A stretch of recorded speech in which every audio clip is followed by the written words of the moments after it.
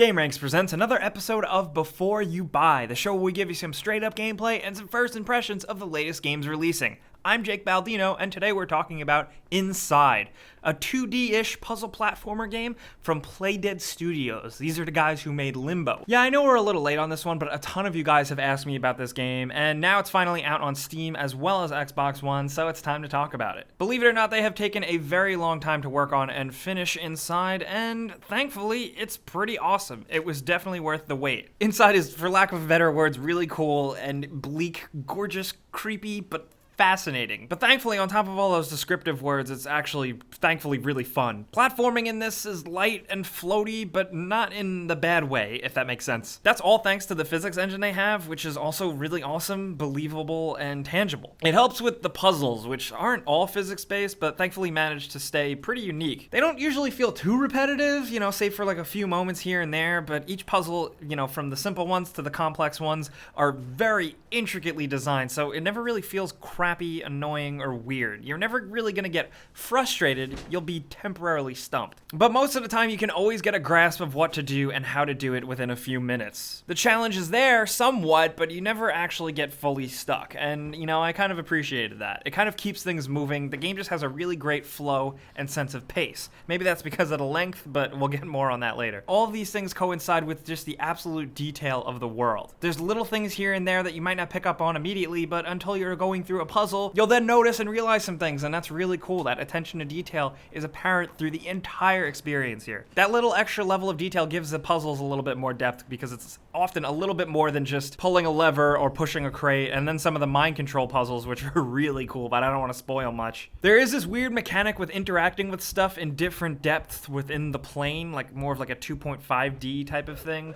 and it's really jarring at first, but you do get used to it, and it kind of works brilliantly. It's like almost completely seamless, and you never get confused. And I think that's worth mentioning. I think you could chalk that up to good game design. Playing through the actual game, though, is an experience because of the gorgeous sound and visuals. But as much as I say gorgeous sound and visuals, there's not really a lot. Everything is really low-key here, from the visuals to the ambient sound design. The environments, though, are amazingly creepy and bleak and kind of resemble Half-Life 2, but taken to the next level in terms of just how sad and desperate they are. But this is one of those games I really appreciate it, where every single screen or background or scene is an awesome abstract work of art, almost. You see the sad world and the nefarious undertones, and you really actually feel for this unnamed protagonist, this little boy. There's no dialogue or anything, but you really want to see him through. Maybe it's just through his animations, his body language, and the idea of the world around him. You just want to help get him through this. And that's done with nothing. No dialogue entries, no audio logs, no expositional cutscenes, and I like when that works. Those are the pros, and I think in terms of cons, while there's not many, it's definitely worth mentioning that the game is pretty easy. It does have a lot of stuff like Limbo has, like the instant violent deaths, which I say not all are as troubling as they were in Limbo, but they're still really cool. But other than that little bit of trial and error and getting stuck on a puzzle here and there,